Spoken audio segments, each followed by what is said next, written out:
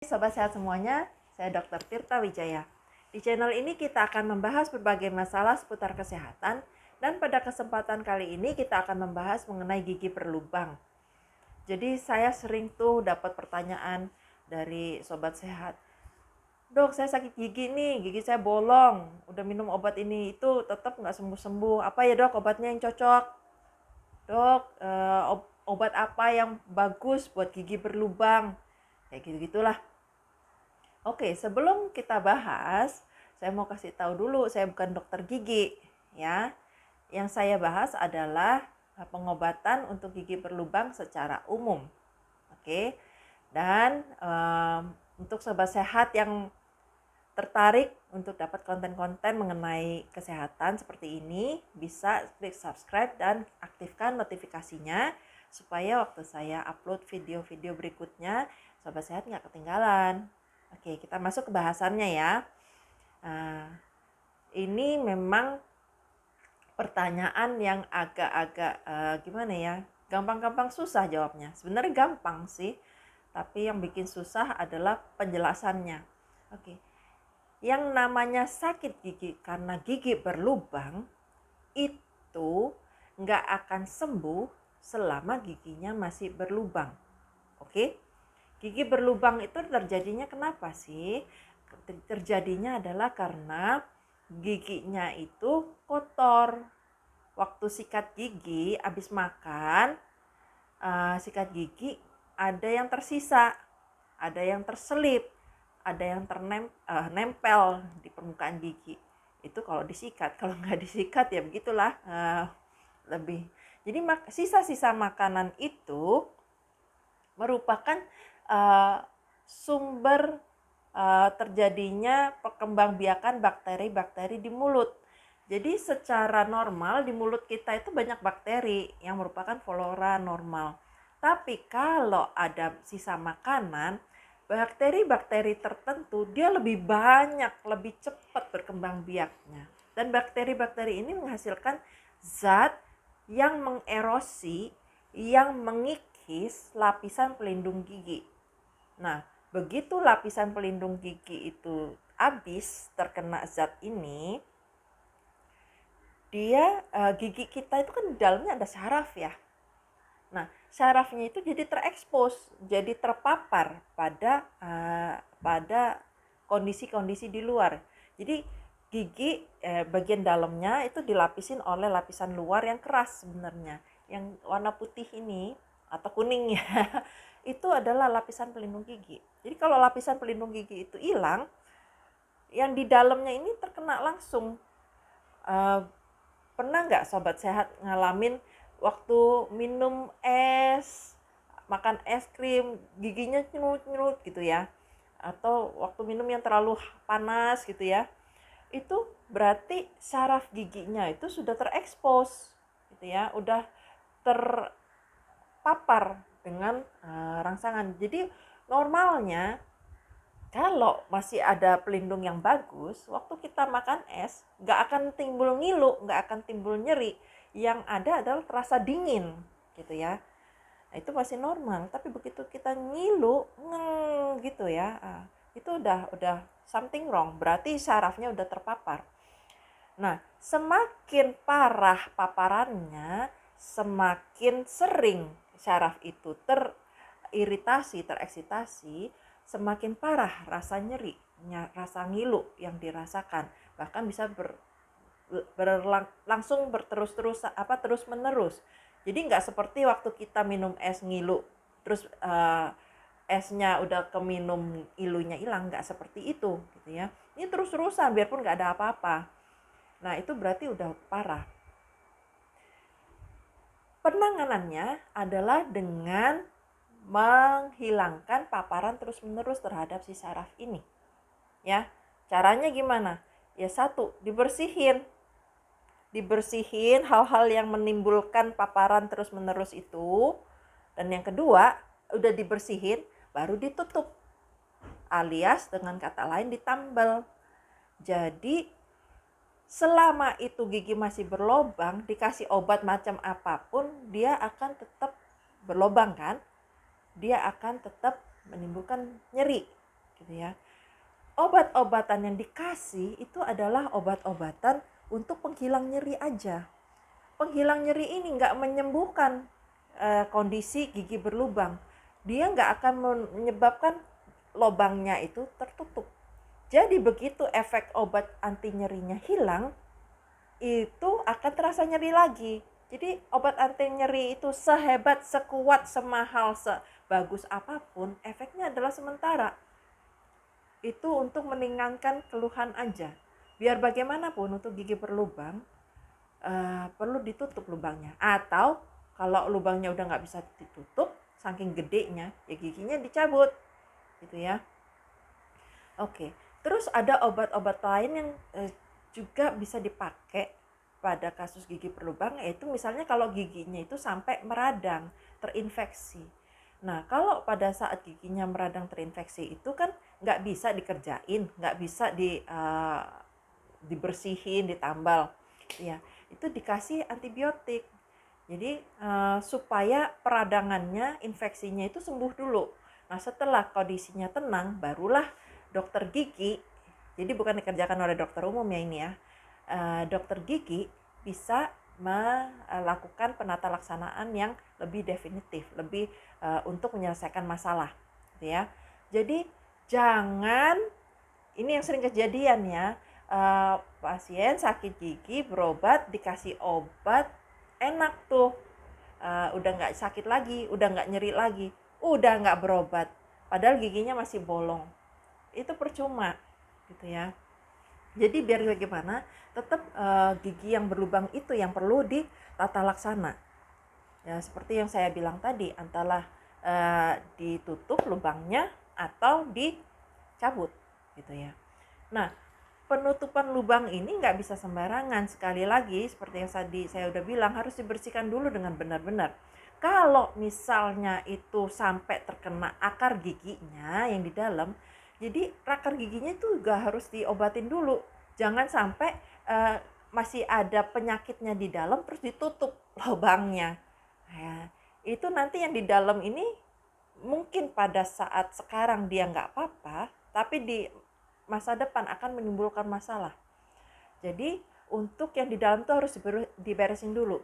Nah, untuk pengobatan masalah yang di dalam di dalam akar gigi itu biasanya harus dilakukan berkali-kali. Nggak bisa sekali selesai. Jadi sobat saya jangan, ini dokternya nggak bener nih, dokter giginya. Orang udah tahu giginya lubang, bukannya ditambal, suruh datang lagi gitu ya. Nggak seperti itu, karena kalau udah sampai di dalam, itu perlu perawatan root canal treatment itu ya. Itu harus benar-benar dipastikan bersih gitu loh. Supaya penyembuhannya bagus. Nah, setelah beberapa kali dilakukan root canalnya, treatment root canalnya, itu udah bagus, baru yang di atasnya itu yang diberesin, dibersihin, udah benar-benar bersih, yang di akarnya bersih, di giginya bersih, baru ditambal. Oke. Nah, kalau memang nggak bisa ditambal, barulah dicabut.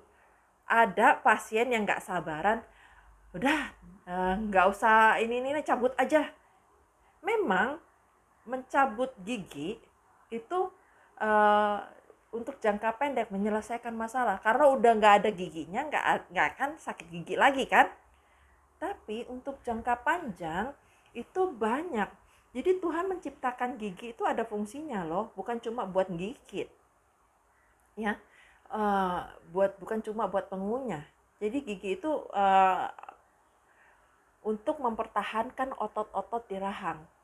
Jadi kalau udah nggak ada giginya, nanti otot-ototnya yang di rahang itu dia akan atrofi. Jadi struktur mulut akan berubah, jadi kempot. Oke. Terus kalau udah kempot, pengucapan juga terpengaruh loh. Itu sebabnya kalau nenek-nenek yang udah ompong kan cara ngomongnya lain gitu ya. Itu salah satu fungsinya gigi. Nah, udah gitu, ada orang bilang nggak apa-apa lah, gampang pakai gigi palsu. Gigi palsu biar gimana beda sama gigi asli. Kenapa? Karena gigi palsu itu, apalagi yang ditempel di atas ya, itu tuh nggak mempertahankan si rahang gitu ya. Jadi lama-lama akan berubah juga bentuk rahangnya. Nah, Kalau mau gigi palsu yang lebih bagus, mempertahankan, memiliki fungsi yang mirip dengan gigi asli, itu namanya implan. Jadi gigi itu akan ditanam di rahang kita pakai semacam sekrup gitu ya. Jadi fungsinya akan benar-benar menggantikan gigi. Cuma, ini biar bagaimanapun, sebagus-bagusnya ciptaan manusia, tetap kalah sama ciptaan Tuhan. Gigi implan ini memang dia fungsinya mirip sekali dengan gigi asli dan biasanya lebih tahan terhadap lubang gitu ya, karena kan bahannya bukan bahan organik, itu bahannya adalah bahan non organik. Tapi di dalam gigi implan itu dia nggak ada syarafnya. Jadi sensasi makan, sensasi di dalam mulut itu beda gitu ya. Kelebihannya dia nggak akan merasa nyeri karena udah nggak ada syarafnya. Tapi kekurangannya jadi beda lah dengan gigi asli gitu ya. Dan kekurangan lainnya, gigi implan itu mahal sekali. Oke. Jadi sekian sharing saya mengenai gigi berlubang. Jadi seingat sekali lagi, gigi berlubang itu nyeri, sakit giginya nggak akan hilang selama lubangnya masih ada. Ya, jadi lubangnya masih ada, cara penata laksanaan gimana? Tergantung dari kondisi kerusakan keparahan si lubang. Dan yang penting adalah pencegahan. Cara mencegah gigi berlubang itu adalah menjaga kebersihan kesehatan gigi. Kita semua udah tahu cara menjaga kebersihan gigi adalah dengan sikat gigi. Oke, sikat gigi tapi jangan terlalu sering. Kenapa? Karena sikat gigi, apalagi kalau pakai odol yang sifatnya abrasif, itu juga mengikis lapisan pelindung gigi. Jadi disarankan untuk menyikat gigi dengan odol, pakai odol itu paling banyak 2 kali sehari. Nah, supaya dia efisien, bersihkannya gimana? Kalau pagi, sikat giginya setelah sarapan. Kenapa? Karena kalau sebelum sarapan, itu gigi sebenarnya masih bersih karena waktu tidur malam kan kita sikat gigi sebelum tidur. Nah selama tidur itu kan kita nggak makan apa-apa lagi. Jadi sayang gitu loh. Dibersihkan, membersihkan gigi yang masih bersih gitu ya. Jadi disarankan pagi itu sikat giginya setelah makan. Bersihkan. Nah jadi kan kondisi gigi yang bersih itu bertahan lebih lama gitu ya. Nah sama malam sebelum tidur. Nggak perlu 3 kali sehari atau setiap kali habis makan, kecuali kita makan sesuatu yang manis-manis dan lengket, nempel di gigi. Gitu ya. Pada umumnya produksi air liur kita sama minum air putih itu cukup untuk membilas sepanjang hari. Kalau terlalu sering dibersihkan justru mengerosi. Oke. Jadi sikat gigi 2 kali sehari, pagi setelah sarapan, malam sebelum tidur. Oke.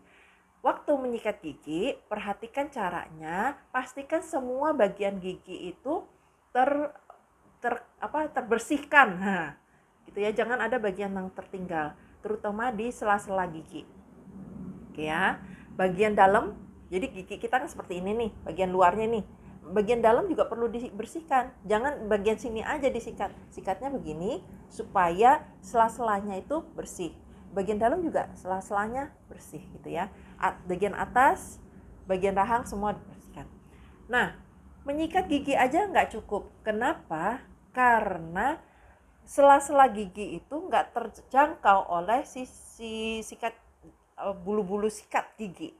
Nah, setelah menyikat kita perlu bersihkan dengan dental floss. Itu adalah benang gigi yang dimasukkan ke sela-sela gigi.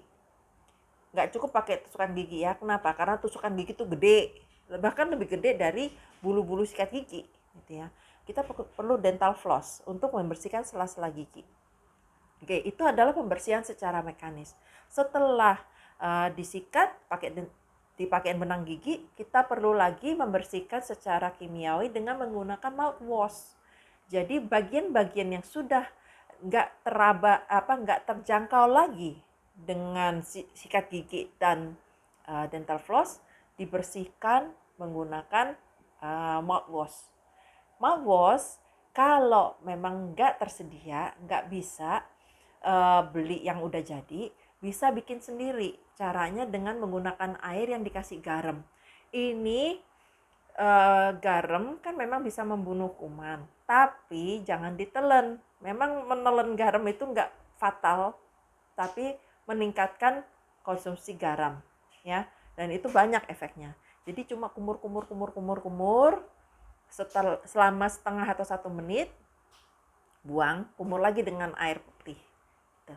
Itu adalah cara perawatan gigi yang umum lah ya. Nah, kalau udah masalah ada sakit apa, ke dokter gigi aja. Dan satu lagi, ke dokter gigi itu jangan kalau nunggu sakit aja. Dokter gigi itu perlu setidaknya 2 kali dalam setahun, jadi tiap 6 bulan. Kenapa? Karena supaya jangan menunggu terjadi masalah gitu ya. Jadi dokter akan memeriksa kondisi gigi, dan kalau misalnya kotor dibersihkan. Karang gigi yang terbentuk itu jangan dibersihkan sendiri, karena kalau caranya salah dia akan melukai gusi dan bisa malah jadi infeksi. Karang gigi itu sebenarnya bisa dicegah dengan membersihkan secara teratur dengan baik ya, sikat gigi kayak gitu-gitu. Tapi kalau misalnya udah sampai terbentuk, jangan nunggu karang giginya tebel sampai ke bawah, biar istilahnya biar nggak rugi lah gitu ya. Masa dokternya ngerjain sedikit-sedikit, nggak begitu, karena kerang gigi itu kalau udah terlalu jauh ke dalam, kalau sampai dibersihin itu gimana ya, bisa menimbulkan masalah lain. Gigi dia itu akan mengerosi si gusi dan bisa menimbulkan giginya otek, tanggal gitu ya. Jadi kontrol lah gigi Anda, kesehatannya 6 bulan sekali ke dokter gigi. Oke, itu yang bisa saya sharing hari ini. Semoga bermanfaat. Salam sehat selalu.